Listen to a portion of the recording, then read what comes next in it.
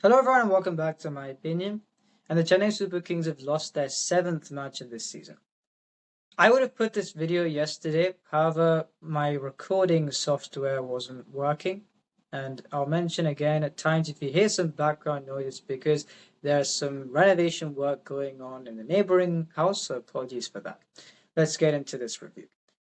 I usually start off with the home team when reviewing their 11s, but because I've got more to say on the CSK 11, I'll start off with SRH. For SRH, I'd said they should play Rahul Chahar as an impact sub ahead of Jaydev Unadkat. Now, they've been using Travis Head as an impact sub, which I don't get because he can also bowl. So I don't understand why they've been doing that. Because of that, it ruled out an opportunity for Rahul Chahar to play. Unadkat didn't bowl, apart from the power play where he went for runs, 2 for 21 and 2.5, a decent performance. But I thought with Jadeja and Dhoni, who are pace hitters, Rahul Chahar could bowl to them like he did the previous season for the Punjab Kings, but they didn't go with him, and they correctly brought Mohammad Shami back into the 11. Now for CSK, I'd said if they're going to go with Rachin Ravindra, it should be Ayush Matre, Rachin Ravindra to open, Sheikh Rashid 3, Sam Curran 4. Now they bought in Sam Curran, and I'm not saying it's a bad thing they bought George Brevis in for Rachin Ravindra, but since they did, where should he have played? He should have opened, because I said, would he go on the middle overs against the spinners on the slow surface? In that case, he should make use of the fast bowlers, the harder ball, and the power play. And you saw how well he played despite walking out at 5. Surely he would have done that at the start.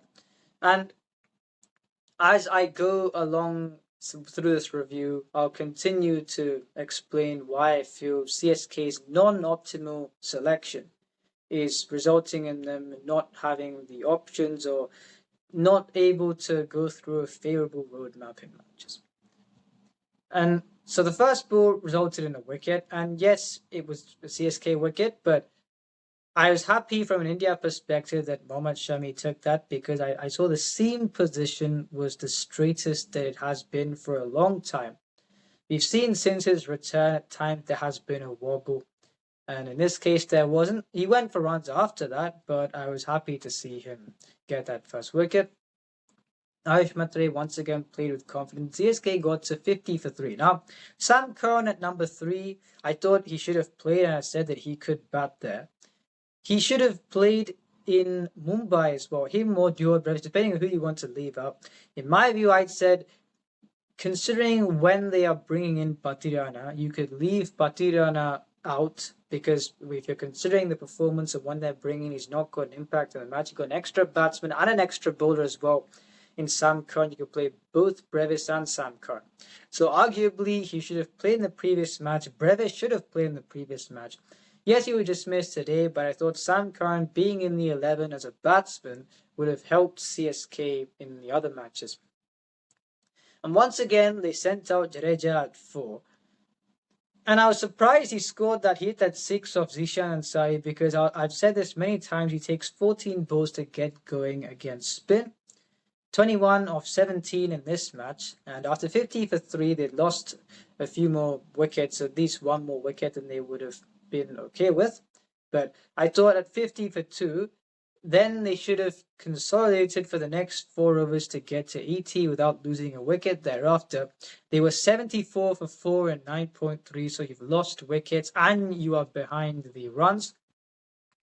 Joe Brevis at number 5 scored, he gave an impetus to the innings. Because of him, they got to 107 for 4 and 2 overs.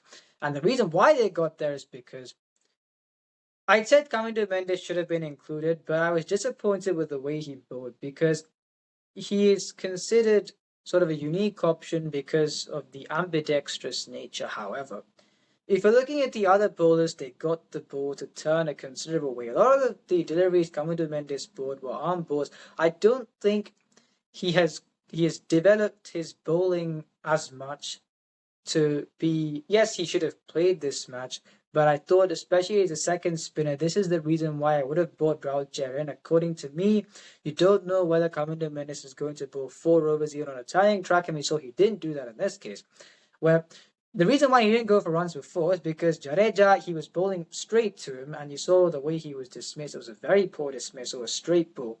If George Brevis had opened, do you not think he would have repeated that 20-run over for at least, let's say, the second over Kamindo Mendes bowled? So I thought SRH got away with it there thanks to CSK's strategical blunder. And because of that over, they got 107 for 4. Unfortunately, they lost wickets thereafter. And I thought, given how poorly CSK batted 154, it was a premium. And they played Deepak Hooda at number 8, which you saw the previous match they played Vijay Shankar. I thought that wasn't a great move.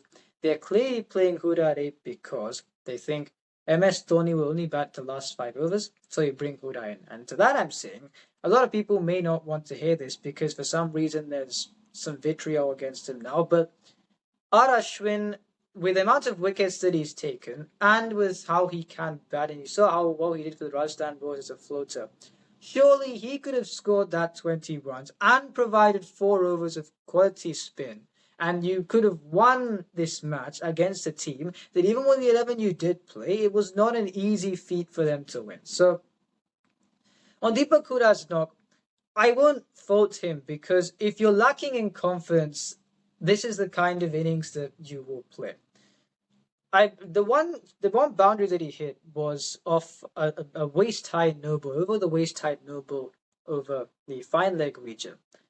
And then there was one shot where I thought it'd be a 6 over extra cover, and Ishan Kishan stopped the ball from going for 4.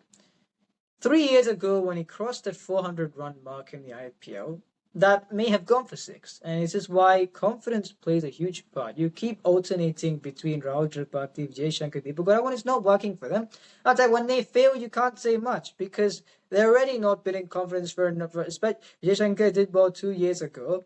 Rahul Tripathi, Deepak Hooda have not done well since 2022. So if they're not in confidence, you can't keep playing them and expecting them to do something different. So I would have played Arashin for sure to help him batting and helped him bowling. For SRH's bowling figures, so Harshal Patel 4 for 28. Then Unatkar I thought bowled, apart from the power play over, he did 2 for 21 and 2.5. Pat Cummins bowled well. Shami went for runs after his first over. And the factor here, which is the spinners, Zishan and Sari, none for 27 and 3. Kamindu Mendes, 1 for 26 and 3, and still got away with it despite those figures. So the spinners have not had a match-winning impact, yet you're on 154 when Jaydev Unatkar, Harshal Patel, did they bowl out, did they prized out wickets, but did they bowl wicket-taking deliveries? No. And yet, in that case, you are limited to 154, and even you getting there as a premium, it shows how the confidence has been an issue for CSK this season with the bat. Now in SRH's inning, this was not an easy chase for them. So Abhishek Sharma dismissed straight away. I had a feeling Ishan Kishan would score runs in this match. He did. Travis Head trying to attack off Anshul Kamboj. And they got the job done in the end. And I thought a positive for them, the biggest positive for them was, first of all, there was Shami, the first ball he bowled. Secondly, Nitish Kumar Reddy looked the most confident he has done all season. When they have to win every match, I thought the body language that he showed when he batted, the connection that he showed when he batted, you thought he had the match in his hand, and he did do that. He got those 2 boundaries, and he took SRH over the line along with Kamindo Mendes. So, the SRH played well today. It wasn't convincing, but I won't fault them because you saw CSK against LSG, where they had lost a few matches in a row. The win they got, it was not convincing. They could have lost that match. SRH could have lost this match. However, it's that kind of win you need to get back into winning run, which they need to go on given where they are on the table. So good luck to them on that. And now for CSK, Anshul Kamboj, he was dropped in Mumbai, which I don't know why he was dropped given the conditions there. 1 for 16 and 3, but very well once again.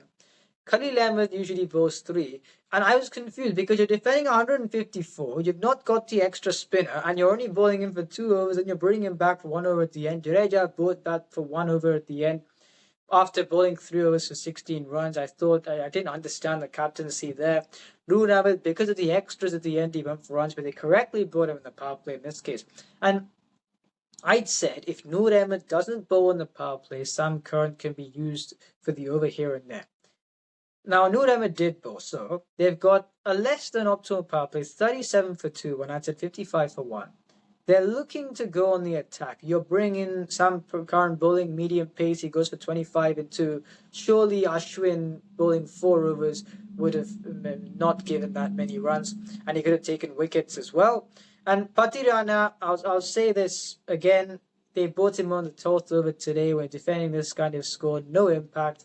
He's bowled, before this match, he's bowled 22 overs, and he's bowled 24 wides in that. And in this match, he bowled a few as well. I think he bowled 5 wides. So you're bringing someone on where, has he picked up many wickets? No. And has he contained the runs to a great extent? No. And whenever he has contained the runs, it's been pointless because the opposition's already got where they need to get to. So I don't understand why they stubbornly keep on putting him there. And I thought the strategical errors of Dhoni taking up the captaincy would have ended. They haven't, and it's disappointing to see that. So CSK are out of the tournament. From now, I hope they start playing the 11 that they should be playing. But do I think they would? I don't know, because there's this musical chairs between who's going to bat at number 8. So I'm a Dhoni fan, of course, but I just think if you're looking for someone to bat the overs, then you may as well go for the person who's batting the best, who's got the most confidence. Surely R. Ashwin, who can contribute with both bat and bowl, will be better than you're playing players just because batting is their first suit when they are in no position mentally to contribute from that. Deepak Hooda, honestly, he did his best given the confidence that he's been in. But you couldn't have expected more than that. And I don't think they will play Ashwin for many more matches, if not any of the matches, and I think it's a very sad thing. So that's on this match. SRH have got a chance to qualify since they're on 6 losses. CSK will have to depend on the others, but do I think they'll qualify on their own? No, I don't. So that's on that. Let's see what happens after this. If you enjoy this video, please like, subscribe, share with friends. Remember, this is my opinion. What's yours?